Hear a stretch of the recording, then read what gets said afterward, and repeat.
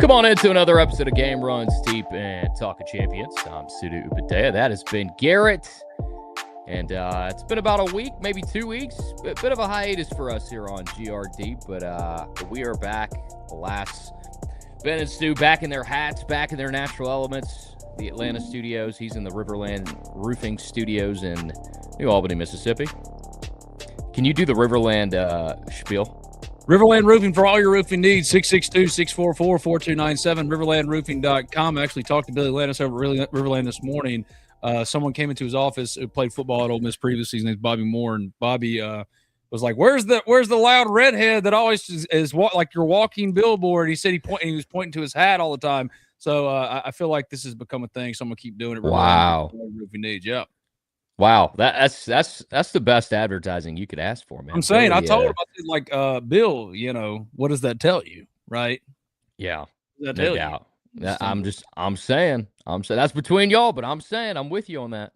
Above Sudu's head is a QR code for the website that I write for every single day. If you have never joined, we'd love to have you. New members can get half off an annual sub by simply scanning that QR code above Sudu's head and clicking join at the Ole Miss Spirit. We talk about this stuff all day, every day. Sudu still sucks in terms of posting. He's awful. He needs to be better. I've told him that. He doesn't care. He hates everyone. He hates everyone but himself. That selfish prick. No, I'm kidding. It's good to see you, buddy. How you doing? I'm well, brother. I'm well. It's been a while. Last time I saw you was 2 weeks ago, and then life happened for both of us. I was on a work trip. You've been dealing with spring football along with car stuff, and I mean, I don't know what else, man. I mean, I got to tell you, the older you get, and yes, pay Neb 314, wake and bake, baby. Yeah, we up early. Sudu's feeling himself. It's noon Eastern, by the way, so it's not early at all. Dylan Johnson says the LSU Ole Miss Twitter beef has never been stronger. Yeah, because somebody can't get the names off their lips, and yet, that side has the gall to say someone else is obsessed. But I'm glad to see you, man. It's been a minute. A lot has happened. I mean, the transfer portal's popping off in basketball. Football is taking hold all around the SEC, especially here at Ole Miss. We've learned a lot of stuff, but we haven't talked enough about it because we haven't seen each other. I implore you, Sudu. Implore me. A friend of mine to show up at the Ole Miss Spirit once a day for 10 minutes. Like, you can't grace anyone's presence for 10 minutes. Dude, I posted on there like 2 days ago. What are you talking about? I try to get our boy Erebtion, by the way, great name. I try to get our boy Erebtion his winnings because he won the bracket, the GRD TOC bracket, man. Came out on top. He did. Congratulations to him. Arizona let me down in my standalone bracket. I know that we picked the right winner. Did you, me, and Murphy Holloway, the all-time Ole Miss basketball great. Otherwise, the bracket for us didn't go particularly great. It just didn't. I think it's chalky. I think it went. My personal one went 7th, and I think the one we did went 8th in our group. But that same bracket that I had, and the one that you and Murphy did, and another bracket pool finished 2nd to my first. I just got sent the winnings this morning for mine, and I would have shared the winnings with you and Murphy had ours won because I submitted it in another bracket group. Oh, as well. So you won something, and you used the expertise of your friends. But you can't. No. I didn't use our expertise. Although our expertise did finish 2nd. Let me just say, I went against y'all in a couple. I think the Bill Armstrong game I went against you on, and there are a couple that ultimately proved to be. Yeah, that's fair because I think me and Murph got wrapped up in the fight in Bill Armstrong's because of our past connections with my guy. But other than that, it was a great tournament. It was fun as heck, and we did okay. We picked the winner. That's all that matters. Ultimately, we picked the winner. At the end of the day, it was, to me, it was pretty obvious watching basketball all year that it was Michigan was going to be a tough team to beat. And, for those keeping track, like Yaxel Lendeborg, Andy Kennedy product. So, maybe fighting Andy Kennedy's. Yeah, maybe some Ole Miss fans can feel some pride. And as I'm a Spurs fan, and he's the perfect Spurs player, so I'm somehow hoping that we end up with him somehow. I don't know if he'll be gone before the Spurs pick, but but other than that, this morning has been filled with, as you get older, car drama, My teenage daughter, told her she can't go to the beach. Her sister Riley has gymnastics competition at the beach next week. I told her she could go, but she has to learn all her Bible drill verses. And she's like, "Well, I guess I'm not going to the beach then." Which I want to be like, dude, you have till Monday, you lazy little thing. I love her to death, but man, I understand why my dad always wanted to say, dude, you don't have real problems. Chill out and do the bare minimum here. And she's a wonderful, wonderful girl, and I love her so much. But this morning, it was that then led into car stuff. Which is so fun. It's always the best, but it doesn't matter because now we're sitting here for Game Runs Deep. I get to see Sudu for the first time in 2 weeks. What have your last 2 weeks been filled with? Oh man, it's been a blur. I spent a week in Connecticut. Did some shows for CBS up there for about, I think it was just did a 5-day run, man. And so everything's kind of running together. Sports wise, I mean, we obviously saw the women's Final Four. We saw Gino Auriemma, Dawn Staley get into some beef. This is since the last time we've spoken. You had their beef. Then you had UCLA absolutely wreck South Carolina and then women's natty. Then Michigan beat UConn in the men's natty. We had the incredible, I don't remember if the Braylon Mullins shot in the Final Four had happened. I think that happened after we recorded. So we had an incredible moment in March. We saw that Michigan team just dominate on its way to win a natty. And then recently, I believe this was yesterday, Elliot Cadeau, their point guard, announced that he would be coming back to college. I can't imagine the bag he's going to be getting. And so, yeah, man, just so much has happened, I feel like, since the last time we spoke. Not to mention spring football stuff, including Harrison Wallace showing up to an LSU practice, which obviously Lane Kiffin, made sure to let everybody know that former Ole Miss receiver Harrison Wallace was in Baton Rouge ahead of the draft, training in Baton Rouge. And now, why would you bring that up if not to invoke a response from me? Why would you bring that up? Because my boy Dylan Johnson 3139 said LSU Ole Miss Twitter beef has never been stronger, fellas, and I just wanted to acknowledge. And whose fault is that? CJ said sober looks good. CJ, that is called losing weight, my friend. That is what we call the winter bloat gone away, my friend. Oh, you've been getting them gains in? Good for you. CJ, it's been a while since we've seen you, man. Good to see you back in the chat. Our resident LSU guy who's actually a normal, sane LSU person than the most that we run across, especially on social media. Because, yes, it is crazy in those Twitter streets when it comes to the Ole Miss LSU, quote, non-rivalry. Like they refuse to say that Ole Miss is their rival, and yet that's all they talk about. That's all they tweet about. They got the main account tweeting out Harrison Wallace. And this is not a knock on Harrison at all. But, that's emblematic of this culture now, right? Yeah. It's he has more of a commitment to his head coach. But even then, Ole Miss fans aren't – why was he there in the first place? I don't know, Dylan Johnson, 3139. I don't know. For me, it's his head coach. It's the head coach. It's his former coach. Yeah. He's got more of a allegiance to Lane Kiffin. That's what I'm talking about. It's emblematic of the time. He's got more of an allegiance to Lane Kiffin than he does necessarily Ole Miss, right? In that way.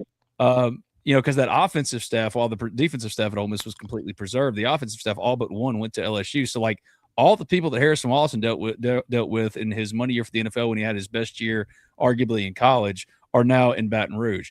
I don't blame Harrison for that obvious troll job.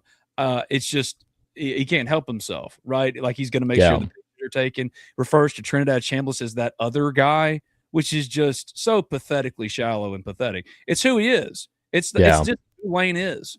And Lane was tweeting about Pete and Pete trolling Hugh Freeze about golf yesterday. This is who he is. This is who he is. So my whole deal is rather than focus any negative energy on Harrison Wallace, I don't care. Harrison, you're a grown man, bro. Go where you want to go. You did what Ole Miss needed to do. They paid you a bag, and you did what you needed to do. But that's where the loyalty stops. You see what I'm saying? Yeah. And it's the same thing with him. It's the same thing with Harrison. So I don't begrudge Harrison. I just think it's completely consistent with the Regina George of SEC football coaches. Mm-hmm. Mm-hmm. This activity, not only dropping thirst traps, even though he's skipping leg day, but also talking, look who is at practice. Do we need to talk about all the former players of Ole Miss that have come back because you're gone? DK Metcalf has been a regular at practice. And yes, his dad is now on staff, but Terrence wasn't coming near this program with you here. Not only is DK a regular, DK's like rocking Ole Miss merch again, which I hadn't seen in a while. He might have been, but I saw an entire photo shoot he did with his personal photographer the other day in Ole Miss gear, which makes you feel good when one of your best players, that come through the program does something like that, or revered at least. I know he was very hurt. Well, it's more than DK. It's not just DK. Yeah. Like John Stribling, I talked to Strib. He was a one-year guy like Harrison Wallace, but like Strib ain't got nothing for Lane. You know what I mean? And that was an offensive guy. But we focused all the energy on the guy that showed up. And I hate it for Harrison because like this is not a Harrison Wallace problem. This is more indicative of Lane. This is who he is. Right. Because CJ's right. He hasn't said Ole Miss since he got there because he really believes that Ole Miss is, quote, the bad guy. He's the one that's because he talks in Instagram reels, a picture from an official LSU baseball account saying it's personal this weekend because Ole Miss plays LSU in baseball at home. Personal for who? For who? Like, I can promise you, Jack Areno, yes, we're talking about the Harrison Wallace photo because he and I have been together. This is what he came up with. This is what he started out. He knew it was coming when he did this. Ben and I have 45 minutes today. We're on a short schedule, so we're just gonna touch on whatever's trending, whatever the people want to talk about. That's what we're here for. Yeah, today. Hit us up in the comments. Y'all got questions? We'll answer all your questions for 45 minutes. But like, come on, man. You won't say Ole Miss's name. You call Trinidad. First of all, he didn't try to find Trinidad. Billy Glasscock was partially responsible. He's at LSU now. So if Billy wanted to claim him, cool. But all the people that say, well, that Trinidad's really shown a lot of a thankful attitude for what Lane did for him. Lane didn't do shit for him. Yeah. I mean, he didn't start the guy. He was probably better. I don't want to say probably. He was better. We know that. In August, I was told by a staffer saying, Austin's great and all, but, dude, if Trinidad ever gets this job, he ain't giving it back. Meanwhile, Lane's going, well, we love them both, and da-da-da-da-da. Now you won't say their name. Now you won't talk about Ole Miss, which didn't even – now you're saying it's personal. Personal for who? All because Ole Miss wouldn't let you coach in the playoffs? Yeah. What sane human being, sane corporation would do that, especially when you're leaving to go to a rival? This wasn't Tulane and Florida. It's not like Tulane and Florida are going to play each other or are going to be competing for the same stuff next year. This dude is just so comically delusional and lacking any and all self-awareness. At least I'll tell you I'm dumb, like I'm an idiot. You know what I mean? I'll tell you when I screw up. This dude, he loves the smell of his own farts, and he's really liking it right now. But he's also seeing what's out there at spring football. And while it's the $40 million roster, they got a quarterback issue right now, so he's trying to lower expectations. No, son, you're not going to escape that accountability too. Yeah. Oh, and this is a good point too, Jack Reno. Like the Mannings are back now. Immediately when you leave, they come back. That was the first thing you noticed in Sugar Bowl prep. Was the fact that Archie was in practice. The minute Lane leaves, the Mannings are back. So yeah. Lane, DK's back, Strib's back. So, like, forgive me if I'm just not going to play his stupid games. Just like with all the stuff as he was leaving.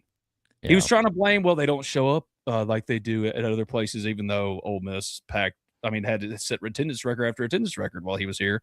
They're not showing up. Oh, he's going to blame the fans, not the same kind of support. Oh, a little fiery redheaded dude who just talks about it all the time called me a hoe. Dude, just like, say it with your chest, bro. Say it with your chest. Say all of these things with your chest. And they're like, well, he said it, with two freaking highway patrolmen to his left and right, and it wasn't real. I didn't even know it was talking shit. And the more and more I get away from him, the more and more I realize he's just completely surface level phony. He's phony, bro. And like, again, Ole Miss would have taken him back and all that kind of stuff. That's not it because he won ball games, but you overlook a lot. And now when Ole Miss is like, hey, just stop talking about it, he can't do the bare minimum of that. So you expect us not to touch on it too? He's an idiot. Yeah. I mean, he's so shallow about this stuff. It's pathetic. Yeah. It's all a big joke to me at this point. Like, and I'm here, like I think I mentioned it before, is I'm here for the rivalry. I'm here for the 03 level of of passion and energy between these two fan bases. So as much as it annoys me, I also kind of get a kick out of it now on Twitter. Oh no, it's fun, but like it's fun for some, but like for Ole Miss fans, they're just really confused. They just don't understand why it's like this. You know what I mean? It's personal. We're gonna go beat it. We're gonna go win in baseball for you, Lane. What are you white knighting for him for? Like what is needing to be white knighted? Right? Yeah. Yeah. The way he left and he didn't want to look like a dick and he did. It's silly. I've been more entrenched in Lane's shirtless photos with like LSU women's tennis players and And these Snapchats keep coming out. I don't know if it's. I mean, I know the tennis photos are real, but I don't know if some of these Snapchats coming out are real or not. But it's just interesting. It's like, wow. Just like all the stuff and all the stories and all the things that we heard about similar kind of dalliances or pursuits at Ole Miss, ain't my business. What my business thing? Because it's about ball for me. It's when you make it personal. And hey, you quite Ed Orgeron thinks it's personal this weekend against Ole Miss. Chill, bro. Yeah.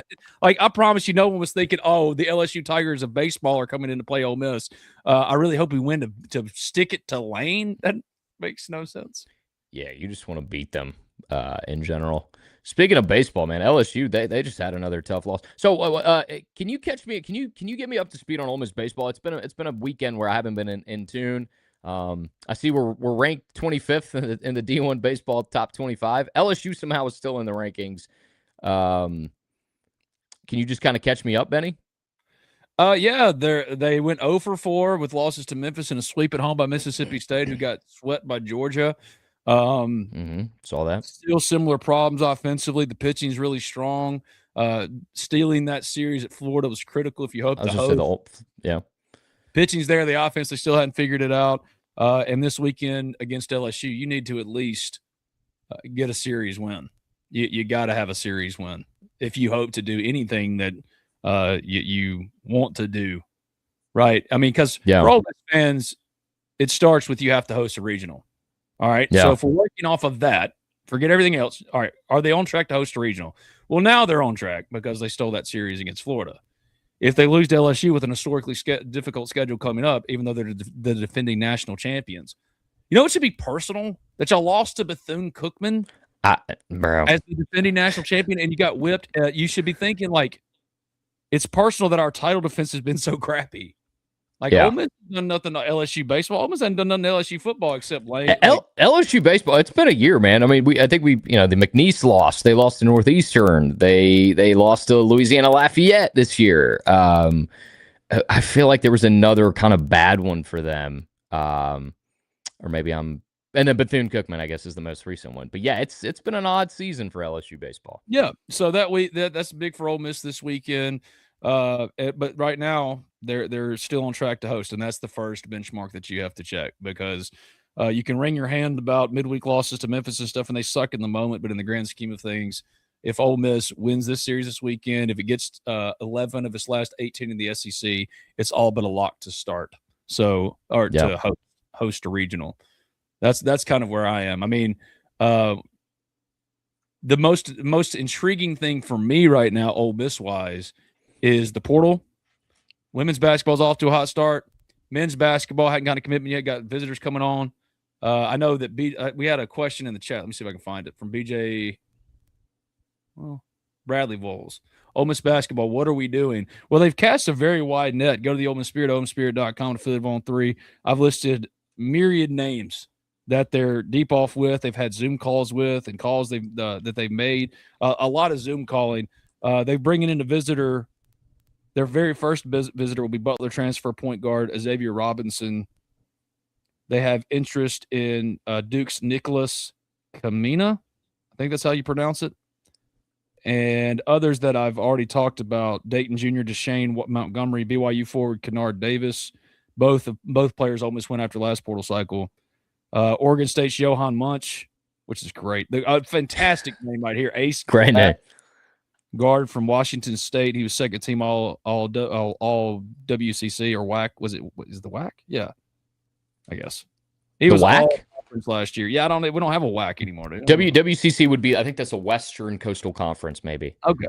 So, and other targets include Terrence Hill Jr. from VCU. Or West Coast Conference, rather. He's already had a Zoom call with Ole Miss. Daniel Freitag from Buffalo. Christian Hammond from Santa Clara. Joel Foxwell from Portland. Rowan Brumbaugh from Tulane. PJ Haggerty, I think, is going to go to LSU, but I know Ole Miss wanted him bad and almost got him last year out of the portal. And what's going on with Somto Sorrell from Georgia, man? Is he going to Arkansas? Have you heard anything on him? I don't know. For me, it's just where's Ole Miss going, who's Ole Miss hosting, and right now that's where things are. I mean, I think realistically, you'll see in a day or two. Yeah, a commitment. CJ writes, Ole Miss is on 3 is reporting that Macy Pfeiffer, from Ingmar, right down the road, down to Ole Miss and Mississippi State. Yeah, we talked about her on the Ole Miss Spirit. She got into the portal yesterday. She's one I'm keeping an eye on. Billy says Cyril's going to Miami or Archie. Okay. There you go. Future really wants to know, hey, Ben, were you intimidated when Lane approached you last year? Like, what was going through your head as he approached you? I'm dying to know.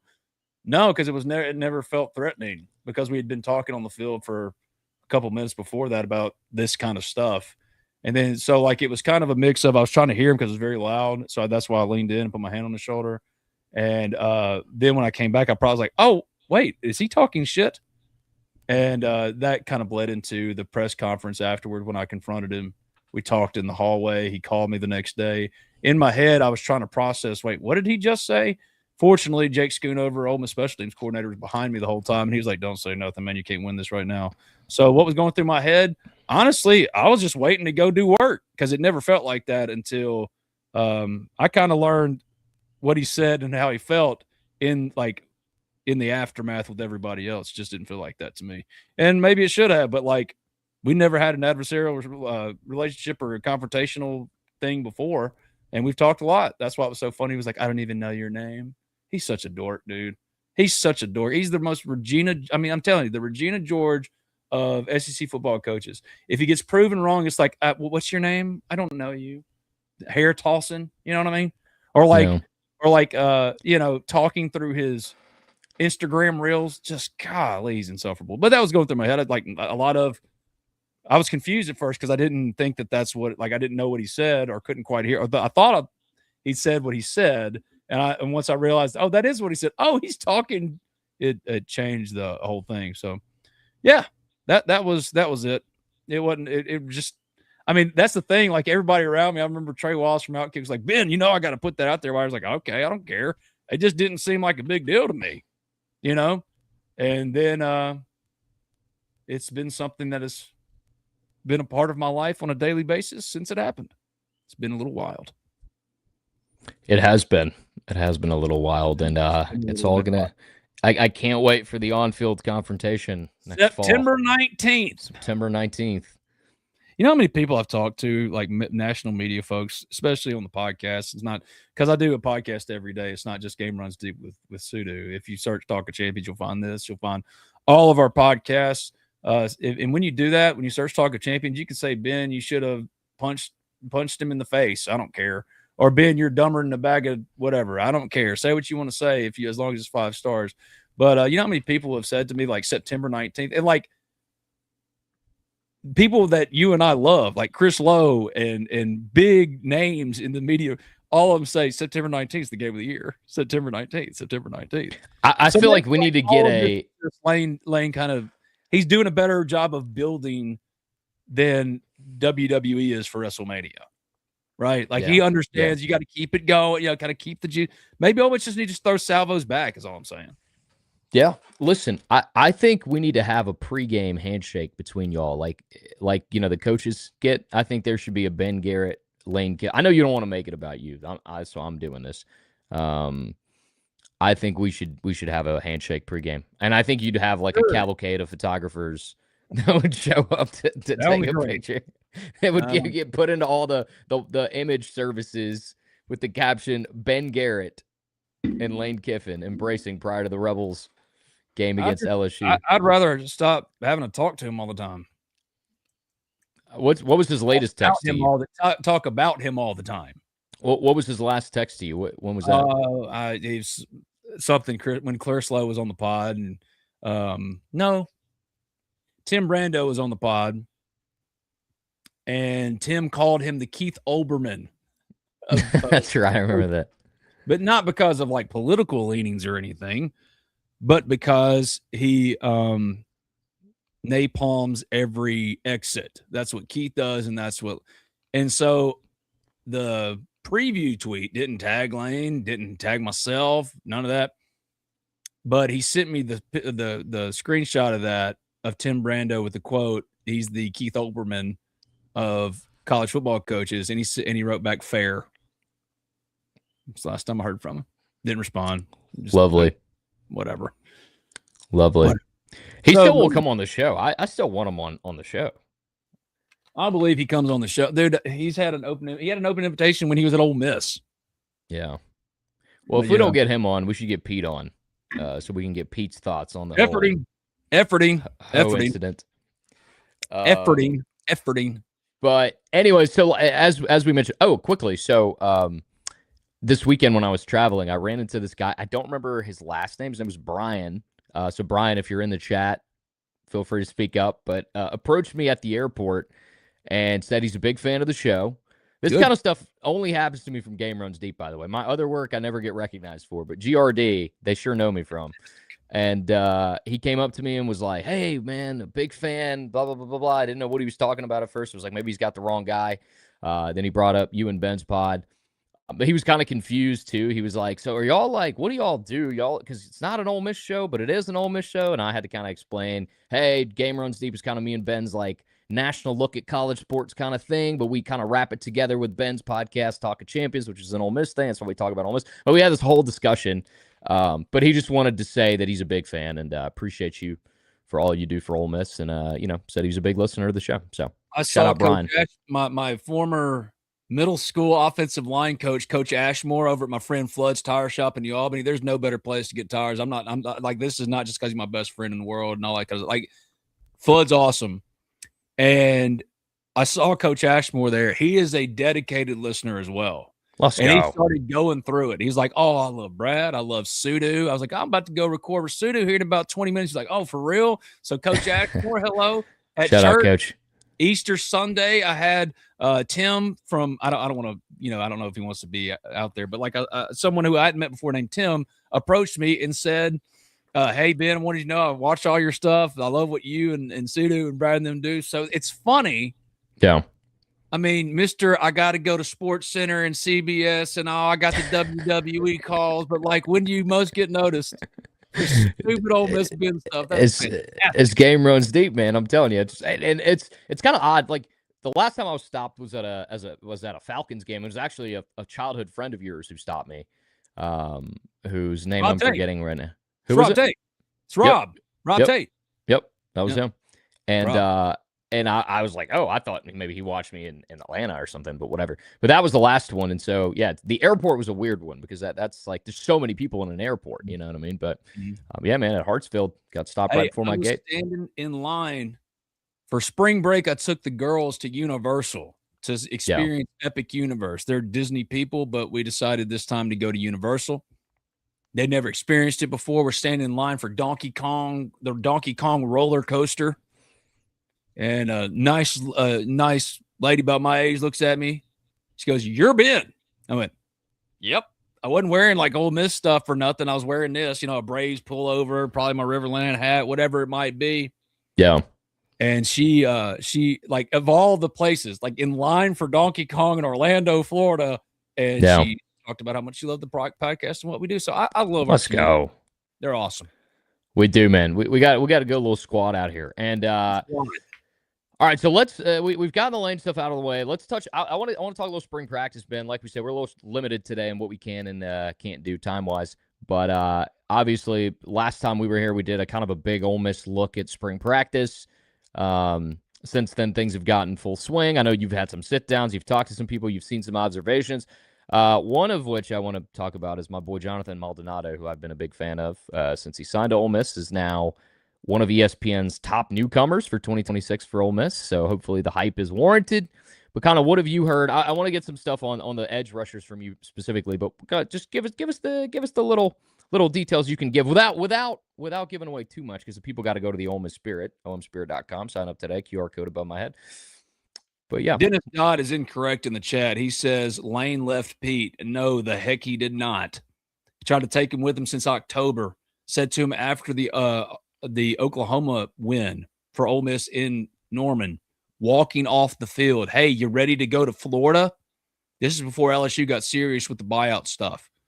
And Pete made it known to him because this has been his move year, as we've learned, since the summer. And Pete told him, "I'm not going anywhere," for myriad reasons. Personal and professionally, there's a lot of reasons why Pete Golding was going to stay here. Now, had Ole Miss hired a defensive head coach, that might have changed some things, this, that, and the other.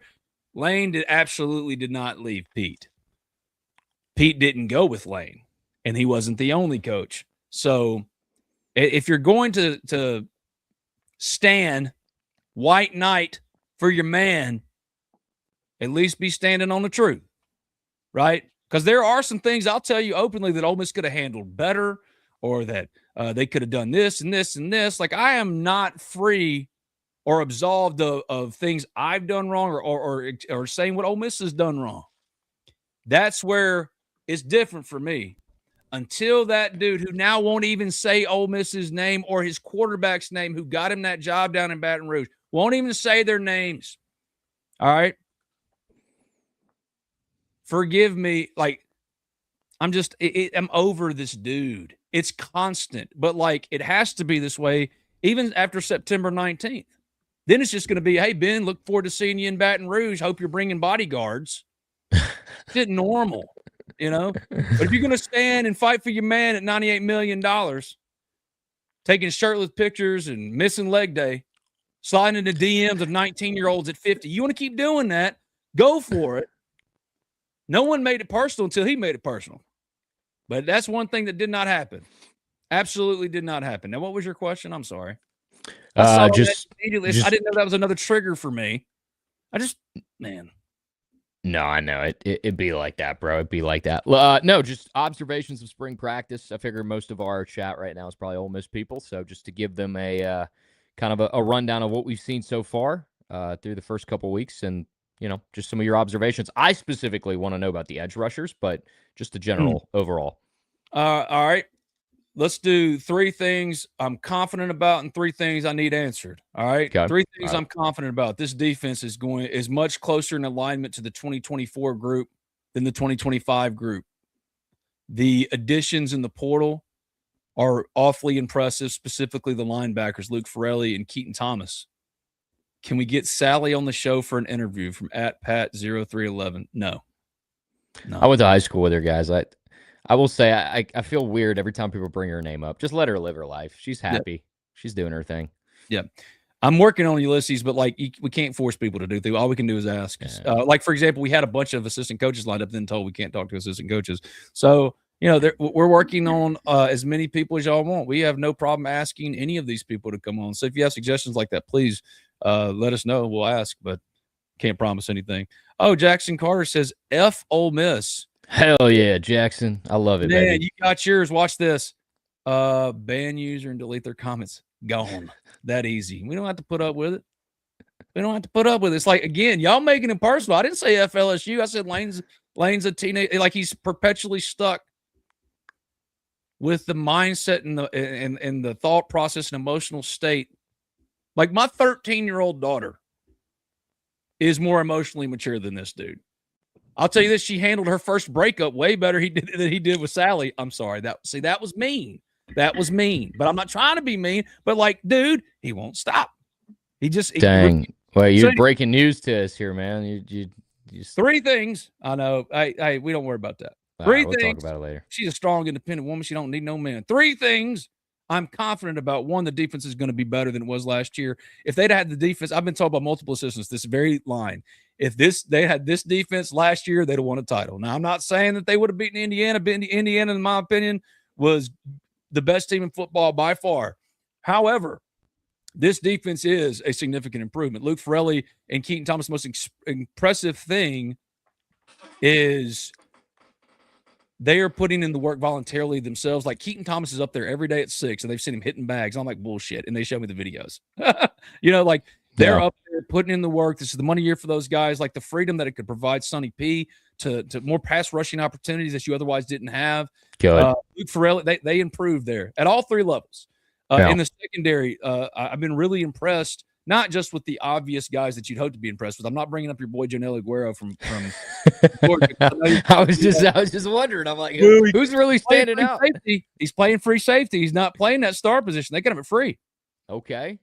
I know, and you got some questions about his ability to cover. To cover, yeah. Hey, he's a free. Look, this just will add more lore to Pete Golding and his defensive staff. If Jonel Aguero becomes a lockdown free set, like just a ball hawking safety, y'all clip this, please. Come on. If Jonel Aguero becomes a ball hawking safety, man, Pete and his defensive staff, come on, dude. You can't say anything about them ever again.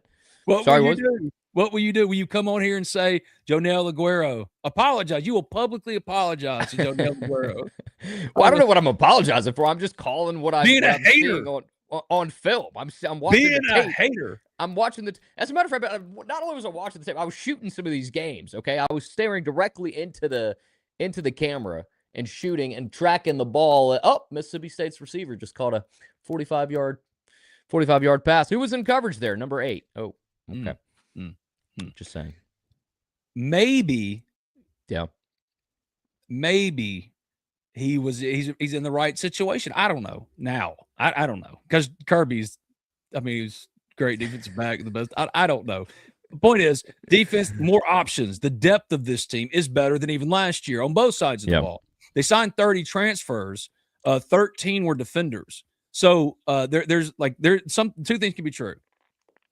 Last offseason, Lane doubled spending on offense over defense to the detriment of the roster, because then you have Sage Ryan start playing meaningful snaps that he didn't need to be playing.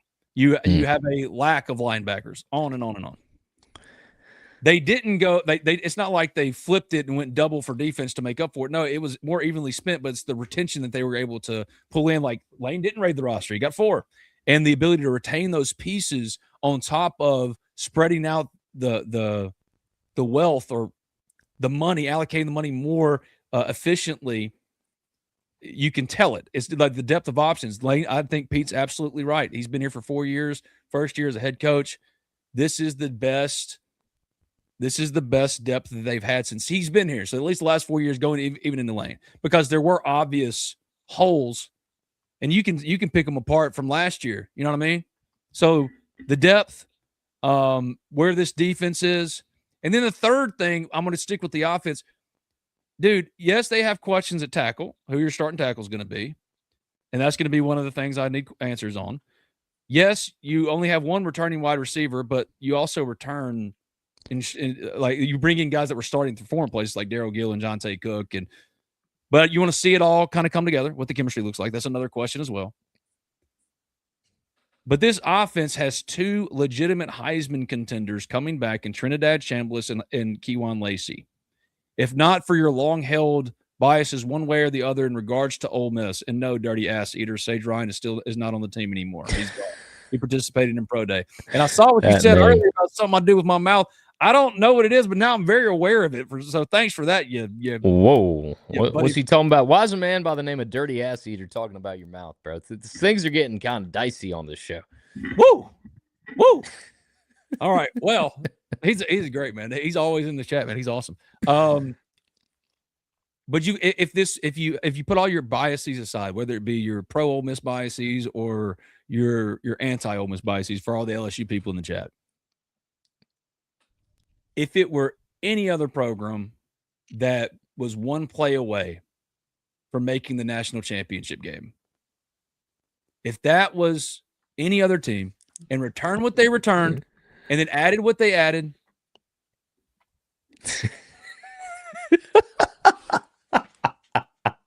this would be a preseason top 3 team. They should be preseason top 5. Their offense is really good. They got to figure out some questions at tackle and at wide receiver. But so far, the early returns have been very encouraging. I'm less encouraged about the tackles only because Pete Golding seemed to lower expectations, though I heard on the field on the field with some other assistant coaches that they really believe that they have more upside with this group than they did even last year. So do not put up that last comment. Don't do it. All right, I'll do it. Ben loves some dirty ass. See, now, like, this has gotten an inch. We're celebrating Good Friday, the resurrection of our Lord and Savior, and now a week later, I'm gonna have to tell you that first of all, not do it. But yes, there's a lot to like about this team. Any other like I agree with Trey Freifogel, former Ole Miss wide receiver, my dude. He was on the podcast. Go search it. It was a great interview. Top 3 for sure. Top 3 for sure. So this team is built to compete again. They're built to compete again. And I truly believe that they're going to be a playoff contender. And I had one person who I trust, but again, this big Ole Miss person say this is the best team Ole Miss football has put on the field. So we'll see. You know what I mean? Like, well, because last year was really doggone good, but also you're running out Sage Ryan and guys that you otherwise didn't want to do. So, the chat is unhinged at the moment, and I can't handle it. I'm dying. You know, when we came on, we said there's a strict time limit, and every time I look over there, I get off track, man. What are we going to do about basketball? I gave you some names earlier, Brad. Go to the Ole Miss Spirit, OleMissSpirit.com, Fit on 3. I've written a bunch of stories about it already. A ton of names to put out there. I don't want to go through all those names again. They have a visitor from Butler coming on campus. They've already done some Zoom calls. I expect them to get some commitments rolling in within the next couple of days. They've got 3 players returning: Patton Pinkins, Elias Carmerdine, and Zach Day. So that means that they have to at least add 10 players, if not 13, because you can have up to 16 depending on how you work the scholarship limits and stuff like that. So it's going to be a very active time over the next 2 weeks. That's what they're doing. They're busy. I mean, Bob Dunewald, Ole Miss assistant coach, is going to South Carolina. Wes Flanagan went to Georgia Tech. Al Pinkins stayed.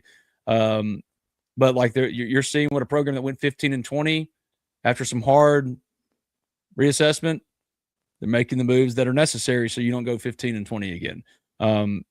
Meanwhile, you know, Coach Yo, she's been rolling for a while. They've been to the NCAA tournament 4 straight years. I mean, she's got a whole operation. Not to say that Chris doesn't, but last year was unacceptable, especially for the money that Ole Miss was paying out. So yeah. And the good thing about, I will say, is like people are like, oh, half the roster's gone, whatever. But you got Elias and Pinkins back, and those are your 2 guys that you needed the most. And so it's a good place to build from. I told you that at the start of the show, or maybe I didn't. I talked to Coach Ashmore about it. You know how much Ole Miss paid James Scott last year? $1.8 million. So it was about price point. You're going to pay $1.8 million, what comes out to about $30,000 a rebound. Come on now. You know what I mean? So it was always going to be he was a 50-50 cut line guy. Travis Perry as well. I actually got pushed back on the Ole Miss Spirit, OleMissSpirit.com, the QR code above Sidhu's head, about calling Travis Perry a cut line guy. But, like, they were roster cut line guys. It depends on what you can get. So, yeah, that's not a surprise either. Dennis Dotson, 6'2", the LSU kid. So losing your head coach, OC, and entire offensive staff means nothing. First of all, they didn't lose the entire offensive staff. John Garrison remained, despite Lane offering him more money, and I've got that source directly from the horse's mouth. Having said that, no one said that it doesn't mean anything. That's the main question. What is it going to look like? But what we so far have seen, which was 3 playoff games, they won 2 playoff games, returning essentially the same roster. Yeah, they had some losses, but this team is built to win again. What I'm saying is it hasn't looked different yet. You would think so, but so far, no. Yeah. And the thing, Dennis, is you should ask yourself, LSU fan, then why that is. Yeah. Big part of that, too, is that you made the move, that he is the reason. Or Ole Miss, like I've been telling you. I'm not saying Ole Miss is going to win 13 games again next year. What I am saying, however, is with this roster, and even with all the change, and knowing that Pete doesn't have much as far as a career resume as a head coach, he's got 2-1, but he's got 2 more playoff wins than Lane does. All Lane's got is 3 CUSA championships, making more money than Kirby Smart. That's all Lane's got. We're about to see whether or not Lane is exactly who he said he was, and exactly what he said Ole Miss was, or he's the same guy he's always been. Yeah. And also, Dennis, it's not that hard to know that when you have 2 Heisman candidates. Like, I'm keep interrupting. Yeah. I'm sorry. Y'all can keep saying y'all are getting the different Lane Kiffin, but until it's different, truly different, hashtag just different, that means you don't get to go to LSU and torch the other place and go, well, y'all be patient with me. My $40 million roster and 98 or over $100 million in staff. Like, do y'all hear how y'all talk about this man? The reverence in which you hold this man up, it's insane. It's insane to me. Like, dude, Pete's just a dude. He's a ball coach, but like, I don't think Pete Golding is as good or like as proven on the field as a head coach as Lane Kiffin. Of course I don't. That's insanity. No one's arguing that. We're asking you to actually argue in good faith rather than sticking your nose online or otherwise in his rear end about everything. Chill. Talk about it in a fair and equitable way. No one said this. Actually, I do the most fascinating thing is, what does the offense look like under John David Baker, who Ole Miss media, other than me because I'm late after all the car stuff and talking to Sudu, John David Baker's being interviewed today. I look forward to hearing what he has to say. I know so far it's been pretty seamless. Yeah, and that's the thing, Dennis. Like you're not in the day-to-day things of Ole Miss, so you probably just don't have background. I'll be a little less intense with you since you just got the chewing. Let me address this. Hold on. Yeah. Losing Charlie Weis is a big loss. I love Charlie Weis. I think he's a great dude. All right. Having said that, the one time he was without Lane Kiffin was at South Florida, and his offense was in the 30s. All right. So what are you basing this off of other than the offense you watched Ole Miss use last year? What are you basing this off of? When he was hired, Charlie Weis, Ole Miss fans were pissed because it was just like, oh, Lane's hiring one of his buddies. Yeah. Also, it's in the same. So that plays into exactly what my point is, which is, first of all, you bring back 2 Heisman candidates on offense. So, no, your offense, you're not expecting it to not take a step back in any way at all. Somewhere there will be I'm sure a deficiency. We'll see. I don't, but in my opinion, it won't be at quarterback and it won't be at your running back spot at all. As we know, the offensive line is really where we look to the tackle spots to go. We'll see what happens there. But the bigger part of that also is, buddy, JDB coached under Lane and is running a very similar offense. That was the whole point, is to have the seamless transition where you're essentially running the same offense. It's not going to be exactly the same. They're going to have different coaching styles, obviously, but it is somebody who's familiar with that system. So that's, I think, why there's so much hype still around this team. But the biggest factor is that number 6 is back and that number 5 is back. And that's a hell of a start for a team that made the semifinal, to get 2 of your best players back on offense. And your entire interior offensive line, you went, like, I'll tell you this, Tommy Kinsler's early returns for him at left tackle have been good. He was going to start at Miami at left tackle this year. Mm-hmm. Or at one of the 2 tackles. He was starting. Miami people tell you that. No one would be questioning that if it was Miami. But at Ole Miss, well, Tommy Kinsler wasn't there last year. I love Diego Pounds. He's going to end up getting drafted, and I can't wait to see it. No, very few, if any, people grew more on and off the field at Ole Miss than Diego. Diego, what a great human being he's turned out to be. Tommy Kinsler is got more upside than Diego Pounds. And that's okay to say. Kerry, here's one for you. All right, Ben, say something that worries you. Carius Kern is off to a bad start. I saw that on some of your observations on the board. He is off to a not great start. I know that Ole Miss wants to see him lock in. Right now, it's Terez Davis at right tackle, Tommy Kinsler at left tackle. If they can stay healthy, it's fine, because not knocking Diego or Jaden Williams. Trinidad Shambles has said to me by coaches who evaluate this stuff on a daily, he covered up for a lot. Mm-hmm. Well, we knew that. We saw that. I mean, the man was running 80 yards in the backfield, all the time, just to buy time to throw the ball. But that's why that's another reason why, even with some of these issues that you did have at offensive line and you may have this year, that's why you still have so much faith, is because that dude buys time like no one else. Yes. And now you have higher upside. Like Enoch Wangoy, I don't think Enoch Wangoy, I'm not buying the spring propaganda of Enoch Wangoy, because he's raw. Raw. Yeah. But I can tell you, because you want to know this. All right, Ben Wood, and talking to the coaches, what have they said about it? They say he's the steal of the portal, because he's a. Do I think they're excited about what they can mold him into, right? That's what it seems to be. Ole Miss has to rely on Enoch Wangoy next year, that would be concerning to me. So Carius Kern, lock in, buddy. They paid him a lot of money. All right. And I noticed that you mentioned that was, I think it was maybe Chuck's observations, and then you'd responded by saying he's got to lock in. So this doesn't seem to be a skill or talent issue. This seems to be effort. Is that kind of what you were getting at?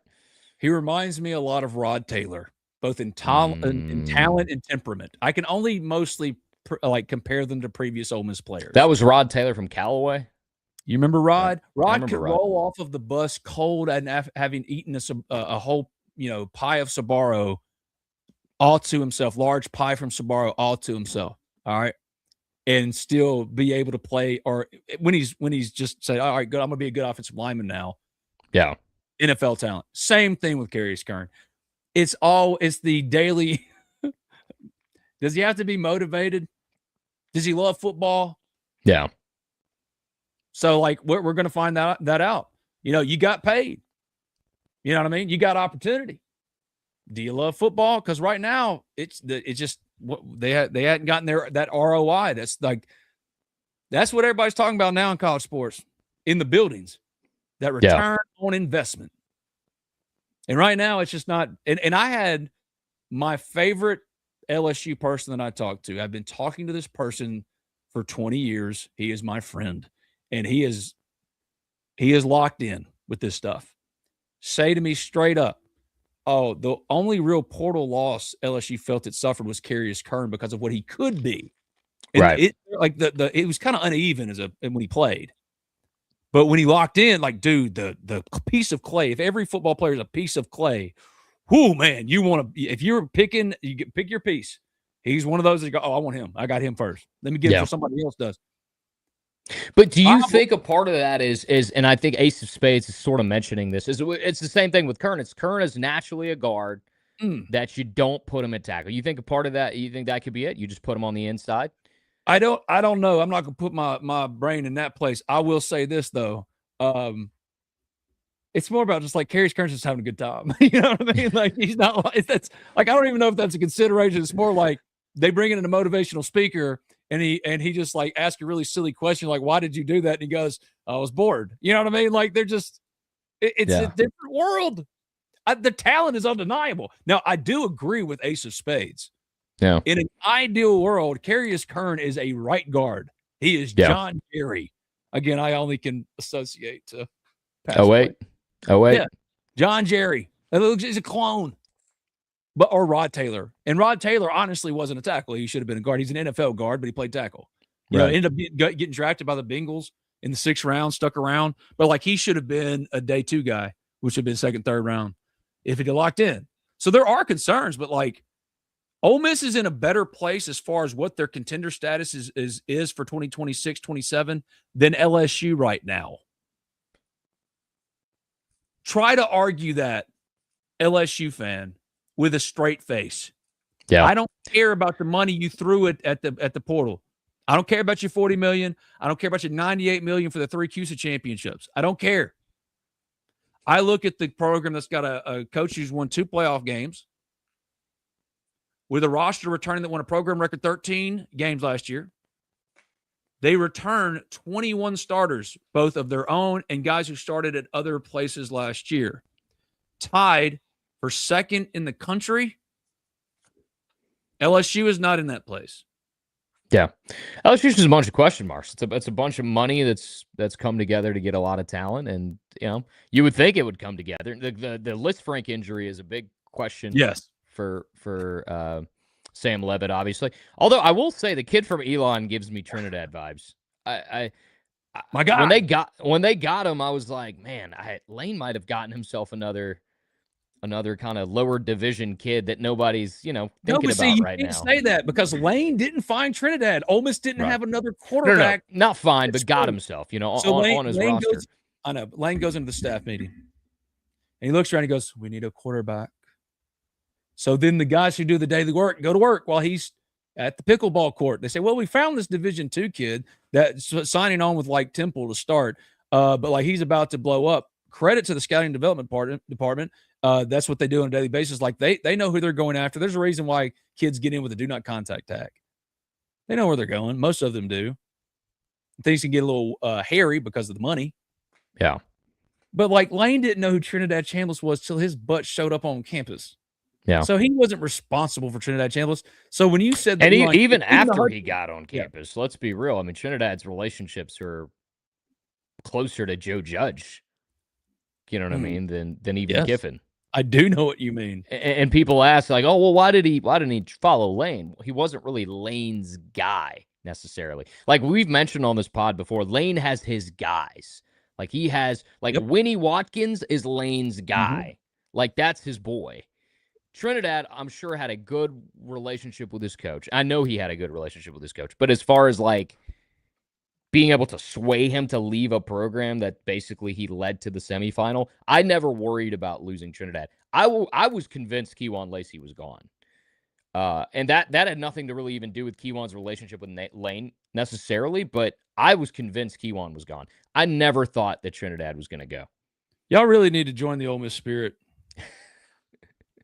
This is from yesterday. Hop in. Any update on Randall Joyner's shark last night? As I put up, actually, this ran at 6 in the morning. It only says 15 hours because I moved it back to the front page because I keep getting asked these questions. It's Keeson Taylor from Illinois.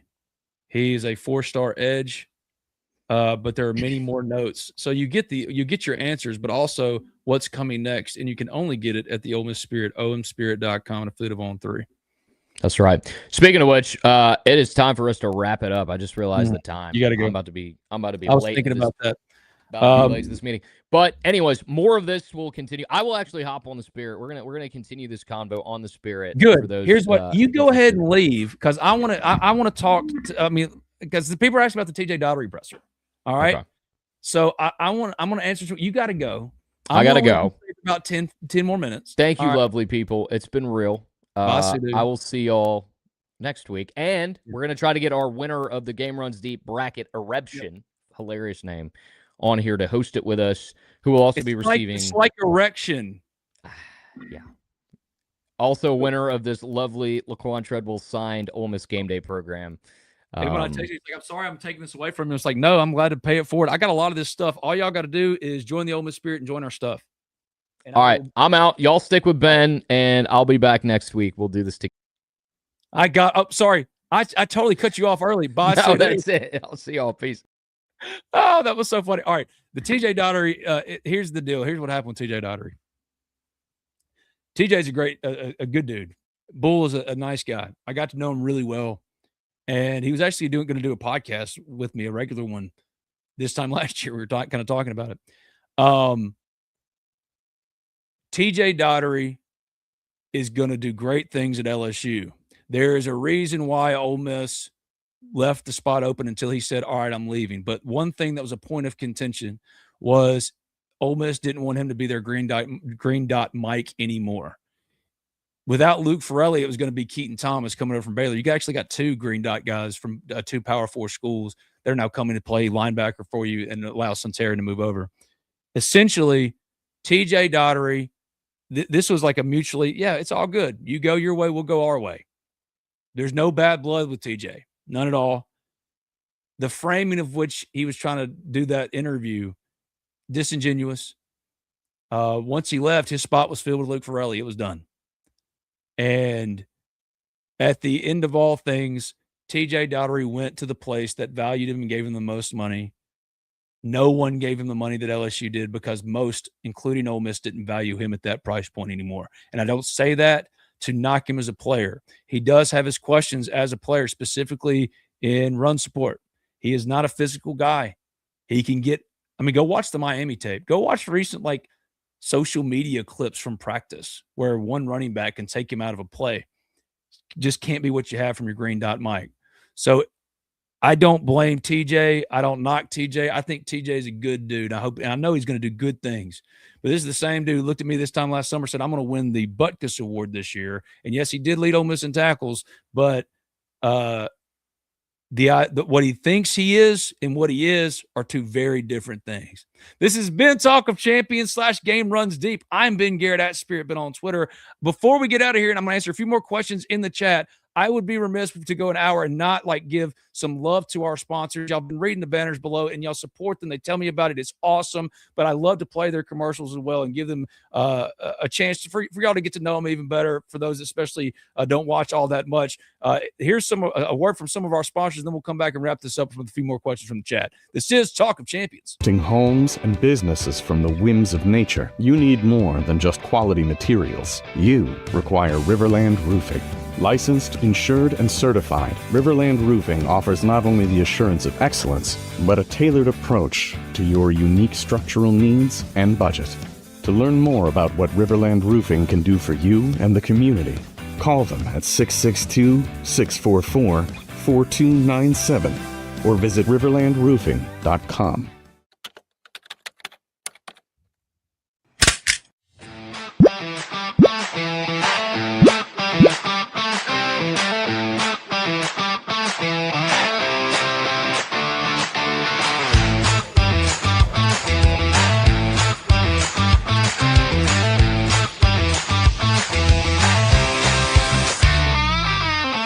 Hey, Rebels, your truck is here.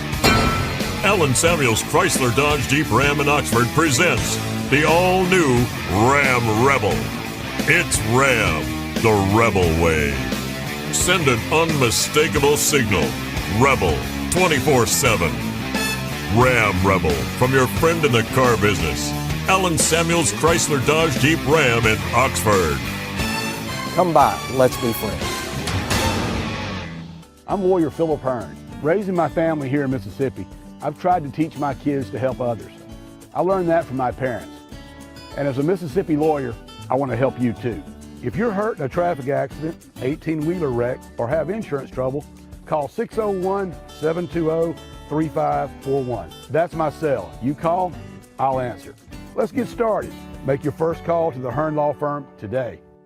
Thank you to all of our sponsors, the Hearn Law Firm, Allen Samuels Chrysler Dodge Jeep Ram of Oxford, of course, Riverland Roofing for all your roofing needs. It's Riverland Roofing, 662-644-4297, online at riverlandroofing.com. My friends at B&A Bank, call them today at 662-534-8171 for all of your financial needs and help, online at bnabank.com. This is last call for questions in the chat. I'm going to knock out the ones I see right here now, and we'll wrap this thing up. The first one we're going to do is Trey Freifogel, former Ole Miss wide receiver. Wasn't Daugherty one of the main guys on the leadership council that said he didn't want Lane to coach in the playoffs? Yes, he was. Crazy how things can turn out and how things can quickly change. At the end of the day, remember, for most, including TJ Daugherty, it ain't personal, it's just business. So that's why I won't hold it against him. Let's see who's next. Ben, did you know that Keaton Thomas, the Baylor transfer linebacker, played 2 years at Northeast Community College? How did we let him get away to Baylor? Different guys take different times to develop. It took him a little bit.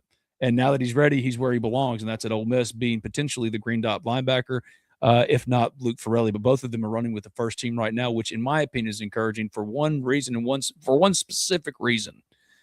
I need some Taron Perkins rushing the passer more than he did last year, and I think having those guys in place is certainly going to allow him to do that. Blair Stewart, 17. Why do y'all even acknowledge Mississippi State? I don't really do so. It's not the same as it used to be. In the late 2010s, it was insane. It was vitriolic. It was borderline unhealthy. I have nothing but I don't hate them. I don't really think about them. If anything, I'm thankful for a lot of Mississippi State people who have really been good to me over the last handful of months when it's been an absolutely crazy time professionally. So I think most people these days treat Mississippi State much differently than they do. Certainly in my case, when compared to like the 2010s, which was just an absolute disaster. Illinois Rep 23. My 4-year-old son and I are driving down from Illinois for Meet the Rebels. What should we expect? Well, you can expect to meet as many Rebels as you can. You're going to walk into, I think, the Manning Center, and they'll have tables set up. You'll be able to go around, listen to Pete Golding talk. I'll be there. Brad Logan will be there. We're going to have a live show from it. But you'll be able to be able to get autographs and stuff like that and meet your favorite players. It's actually a really cool thing. I'm so glad they brought it back in place of a spring game, which serves no one. Let it be Meet the Rebels, which Lane never loved because Lane doesn't really love people.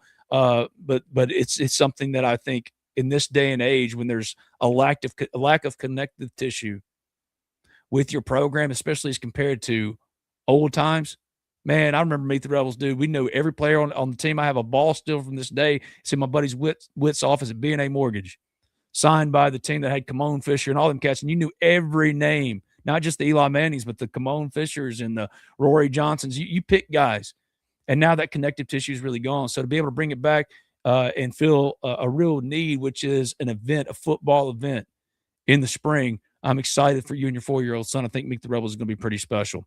One of the last ones. Why are we not getting any love nationally? They keep bringing up Texas and LSU. I think you know the answer to that, Fred G. And that's what Ole Miss has to fight against every single day. Should we plan to get there at Meet the Rebels super early? I always am a big believer in show up before the doors open and be one of the first ones in. And I think that is applicable here. When is it? April 25th. And I think that's all the questions. Last call anymore. This has been Talk of Champions. Go to the Ole Miss Spirit, omspirit.com, FootballOn3, that QR code on your screen. Scan it as a new member. My guy, Blair Stewart, said he joined. Thank you, my friend. We're excited to have you over there. Any of y'all that want to join us, man, all you got to do is, as a new member, scan that QR code. Join for 50% off. I can't point. 50% off an annual subscription. So thank y'all. Kind of a thrown together Friday show. It's been a crazy morning for me dealing with car crap. Sudu and I didn't know what we were going to talk about. This is the time we were able to do it. He had to run. But for all of you that jumped in and hung with us, thank you so much. We'll see you soon. Brad wants me to do a post-game baseball show with him tonight. Don't know if I'm going to be able to pull that off, but certainly we'll be back on Monday. Talk of Champions will be at 10 a.m. on Monday, 6 p.m. on Tuesday, and we'll go from there. A lot of great guests coming up. We will keep you dated, Bradley Voles, on all things Ole Miss basketball here, and especially at, I can't point, the Ole Miss Spirit. There you go. omspirit.com for the Devon 3. Thanks to you all. We'll see you soon. This has been Talk of Champions. Oh, y'all keep commenting in the chat. You're cracking me up. This is fantastic.